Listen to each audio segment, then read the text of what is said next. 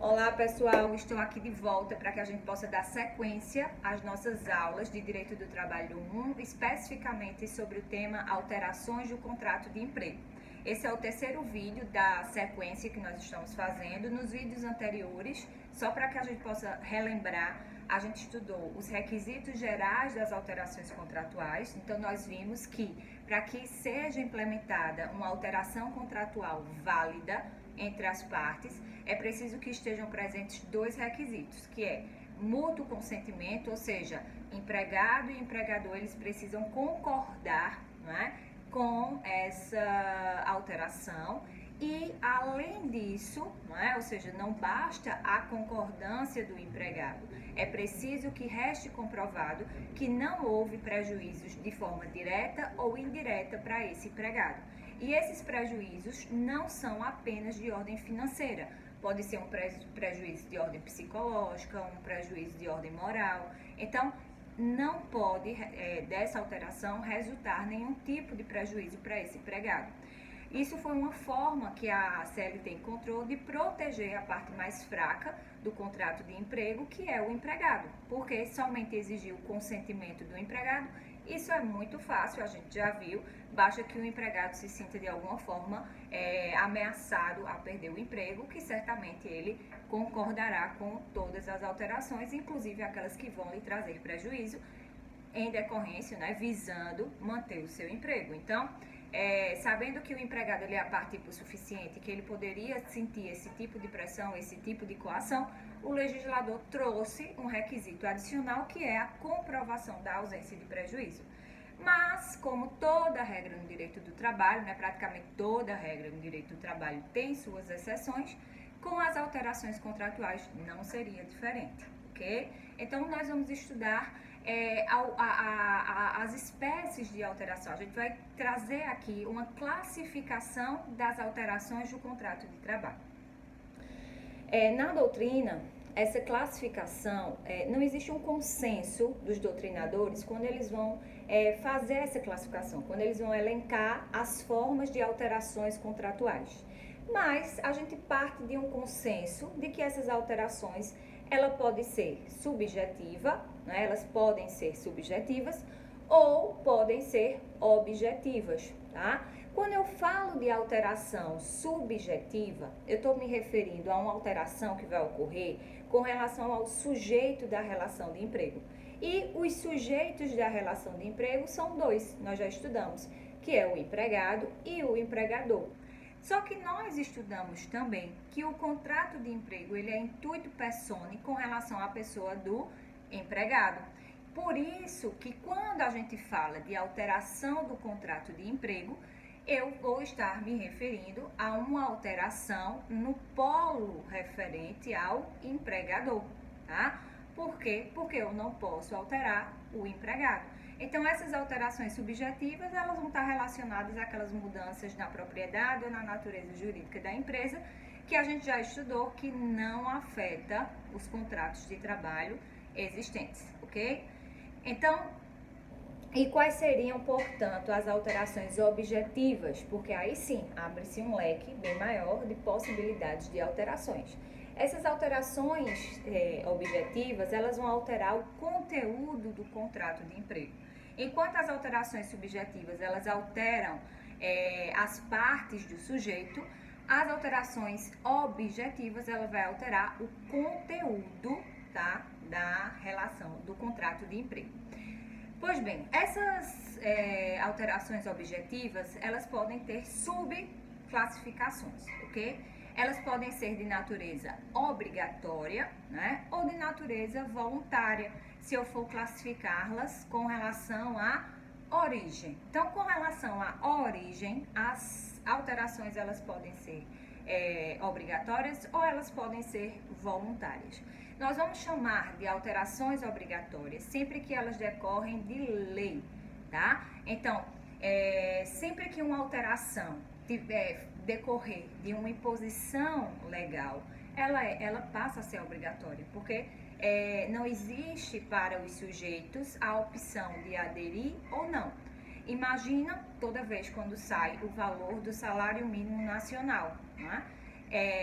todos aqueles empregados que ganham um salário mínimo ou todos aqueles empregados que têm a sua remuneração fixada a partir do salário mínimo, eles obrigatoriamente precisam receber o reajuste salarial.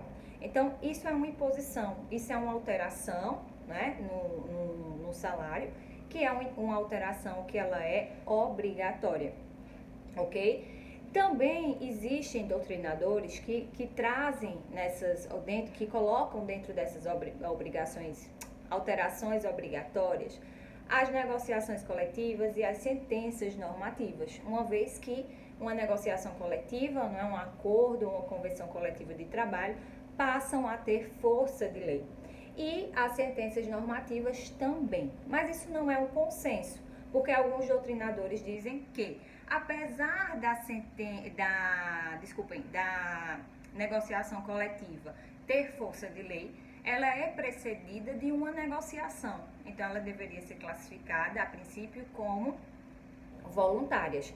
Mas, seguindo, por exemplo, a doutrina de Carlos Henrique Bezerra Leite, que é uma das referências bibliográficas que tem na nossa ementa, para esse autor, né, específico, ele considera as negociações coletivas e as sentenças normativas dentro dessa classificação de alterações obrigatórias, ok?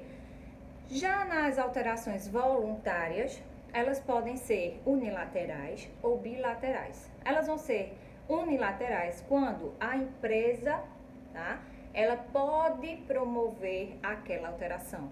Ou seja, a empresa ela vai decidir se promove ou não aquela alteração. E vai ser bilateral quando, apesar de ser uma alteração que não está sendo imposta por uma lei, ela surgiu, ela é implementada a partir da concordância de ambas as partes, ok? Então, imagina um empregado que ele vai ser promovido para uma função, né? Para uma função que tem um grau hierárquico superior, consequentemente vai ter um patamar salarial superior. Esse empregado, essa alteração, melhor dizendo, é uma alteração voluntária, porque a empresa ela não está, a princípio, obrigada a promover nenhum empregado ou a conceder um aumento voluntário além dos limites legais. Então, percebam que para o empregador, ele tem algumas possibilidades de alterar o contrato de emprego de forma voluntária. E em outras situações, também alterar de acordo com a vontade do empregado. Então, dentro dessas alterações voluntárias, a gente poderia citar, né, a promoção, um aumento de salário voluntário, além do patamar mínimo legal, uma transferência, né, uma transferência de local de trabalho, que às vezes a transferência a gente vai estudar pode ser voluntária ou obrigatória, tá? Mas seriam exemplos. Com relação ao objeto, essas alterações elas podem ser de duas ordens, tá? Elas podem ser de natureza qualitativa e podem ser de natureza quantitativa. A gente fala que a alteração é de natureza qualitativa quando ela se relaciona à qualificação do empregado. Ou seja, imagine que eu tenho um cargo na minha empresa que para que ele seja ocupado, para que algum empregado seja promovido a esse cargo, ele precisa ter uma pós-graduação específica. Então, seria um tipo de alteração qualitativa. Ou alterações quantitativas, que diz respeito à quantidade de trabalho ou à quantidade de remuneração.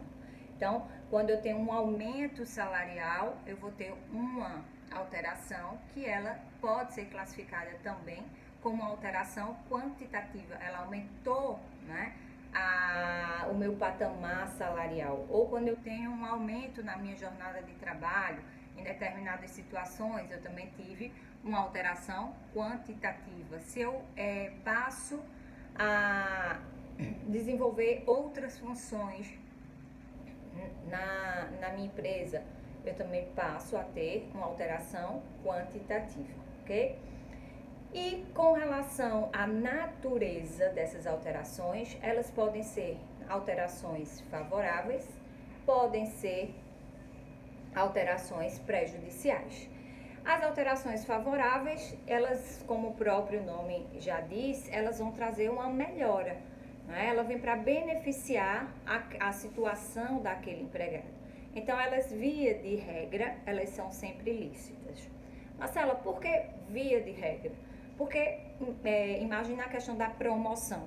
Na promoção, a gente vai ver mais adiante que em determinada situação, apesar da promoção ser, né, uma alteração favorável, em algum caso específico, dentro de situações específicas, elas podem ser recusadas, tá? Por isso que eu deixei, em regra, elas são sempre lícitas. Já as prejudiciais, em regra, são ilícitas. Marcela, por que em regra são ilícitas? Porque também existem exceções. Vão ter alterações que, apesar de trazer algum prejuízo para o empregado, elas vão ser consideradas lícitas, porque elas têm uma previsão legal, porque elas têm uma previsão numa negociação coletiva. Após a reforma, essas alterações prejudiciais, elas acabaram sendo mais comuns no direito do trabalho. Ou seja, a gente teve uma flexibilização daquela proibição das alterações impédios com relação ao empregado. Existem algumas situações que a gente vai ter na própria legislação que permite isso. Aquele rol do artigo 611-A, em que o empregado, ele pode, né, aliás, o empregado diretamente não, através de uma negociação coletiva, ele pode decidir contrário ao que tem na legislação. Por quê? Porque o 611-A diz que, naquelas situações, o que prevalece é o negociado sobre o legislado. Então, imagina tá lá no 75C, por exemplo, o empregador ele pode reverter o empregado do telepresencial para o presencial, independentemente de concordância e de consentimento desse empregado. Ah, Marcela, mas sendo que essa alteração não ia ser benéfica? Não necessariamente. Pode ser que aquele empregado ele tenha aceitado aquele emprego justamente porque ele era telepresencial. E aquela alteração para aquele empregado especificamente pode ser prejudicial. Mas a legislação traz que ela pode ser feita de forma unilateral. A gente, por exemplo, teve também, depois da reforma, a possibilidade de você suprimir a gratificação de função de confiança que é recebida por mais de 10 anos. É uma alteração? Vai trazer um prejuízo para o empregado? Vai, mas ela está consubstanciada na própria legislação. Essa parte da gratificação de confiança, da estabilidade financeira, a gente estudou no vídeo 2, tá? Bom, pessoal, então, com relação à classificação das alterações, a gente, nesse vídeo, tá? Nós vimos a classificação quanto à origem, que podem ser obrigatórias e voluntárias. Nós vimos quanto ao objeto, que podem ser qualitativas ou quantitativas. E vimos quanto à natureza, que podem ser favoráveis ou prejudiciais, trazendo uma atenção, né? Pedindo uma atenção maior com relação a essas alterações prejudiciais, especialmente depois da reforma trabalhista. Nesse vídeo a gente fica por aqui, mas no próximo a gente segue analisando as alterações contratuais, a gente segue classificando essas alterações contratuais. Até mais!